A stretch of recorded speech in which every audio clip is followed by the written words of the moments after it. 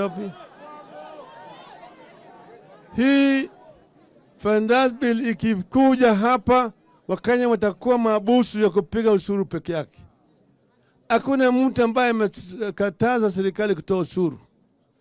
Tayari iko pale msingi ya kutoa ushuru. Serikali ya Uhuru ilikuwa inatoza watu ushuru, na ilikuwa inafanya kazi. Sikuwa inafanya kazi tangu wakati ushuru ulikuwa pale mpaka lipoacha. Mliona siku nyingine kama mshahara ya wafanyakazi imeshelewa? Mliona kama walimu hajapata mshahara? Umeona hiyo?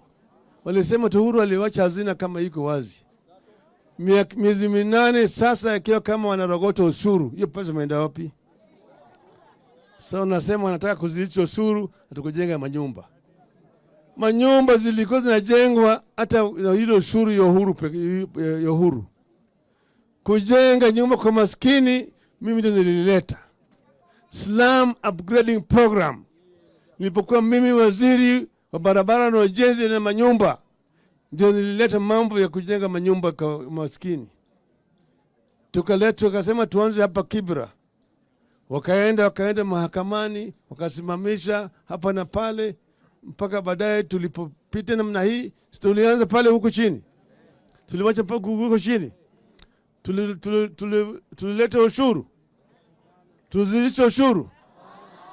Tulianza kujenga bila ushuru.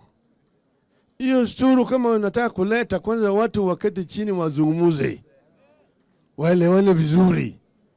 Unasema hii ni wewe unatozwa kwa sababu unataka ujengiwe nyumba. Lakini mwajiri wako anatoa kwa sababu gani? Nyumba gani ambayo anataka? Sasa there must be a national dialogue to discuss and to agree so that we put infrastructure in place. Hii pesa ambayo unataka kutoza watu inaenda kwa zina gani? Inaenda wapi? Haya yote hakuna mpango ambao walikuwa wameweka hapo sawa sawa. Kwa hivyo sisi tumesema hiyo tumepinga. Na tumepinga mpango mengi ambayo jamaa wameweka kuzidisha ushuru. Shida ya Kenya sio idadi ya ushuru ambayo inatozwa. Shida ni wizi wa mali. Pesa ikiingia pale inaenda kwa mfuko ya watu binafsi. Hata ukiweka maradufu bado hiyo pesa haitapatikana. Sasa tumemwambia jamaa, shikeni wale wezi. Zibani pale zile mashimo pale ambayo pesa inavuja. Na pesa itakuwa iko ya kutosha. Hiyo ni mpango ambayo Bwana Magufuli alifanya kule Tanzania na kainua nayo uchumi kule Tanzania. Sisi kama tungekuwa tumeshika wakati huu, mambo yangekuwa tofauti kabisa. Lakini hawa jamaa ni mayatima ya Nyayo. Hawalewi namna kuendesha ushuru. Isitoshe, huyu mwingine bwana anaitwa Bwana Gachietha.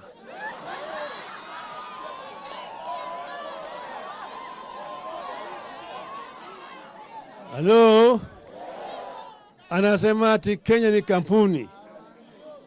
Ati kuna watu wana hisa. Wengine wana hisa mingi zaidi, wengine hisa kiasi, wengine hawana hisa. Ati pukandi yake ni kukaa pale kama mtu wa mkono. Akiota wewe huku kwa mstari anauliza wewe una hisa ngapi? Kama yeye huna anatoa wewe na kurudisha wewe huko nyuma. Analeta mtu mwingine. Tunasema sasa kama wewe huna hisa unatoa ushuru ya nini? Sio ushuru wanarogota kwa kila mtu. Bila kabila sio? Sivyo? Lakini ikifika wakati ya kuajiri watu kazi, kabila yao peke yake. Kabila yao peke yake. Sio ni matusi? Sio ni matusi? Sasa hajui jina ya Onyango, hajui Mutua, hajui Wanyama, hajui Hamisi, anajua nani peke yake. Sinajua hiyo? Tumeona hiyo? Tuambie Bwana Gachietha wewe. Tutakuwa na wewe.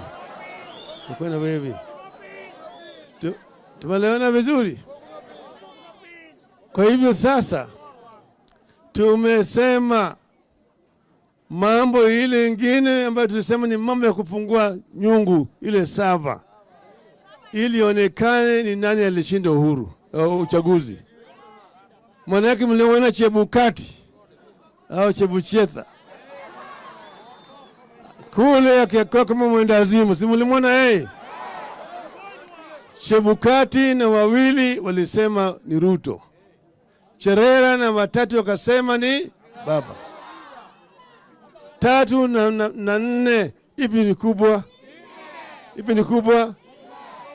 Hiyo ndio sababu sisi tumezidi kuambia kwamba kama mnataka kuendelea mbele, fungueni sava, tukague sava sawa sawa. Mnakubali? Mnakubali? Ingine ambayo bado iko hapa swala jeti ni mambo ya kujaribu kusumbua na kunyakua vyama vingine vya Azimio. Maana yake katika uchaguzi uliopita chama cha Azimio ndio ilipata wabunge wengi zaidi. Mlengo wa Azimio ndio ilipata wabunge wengi, karibu wabunge 10 kushinda bwana Kenya Kwanza. Lakini wameanza kila mara kununua wabunge wetu, wanavuka pande ile. Sasa wanataka kuchukua Jubilee. Tumekataa. Wachana na Jubilee. Tumeambia wale wabunge umalaya wa siasa mpaka ishe. Kama unataka kuingia kubaki ndani ya bunge, turudi kwa wananchi, kura ipigwe. Mko tayari wananchi? Unaunga mkono? Halo? Halo?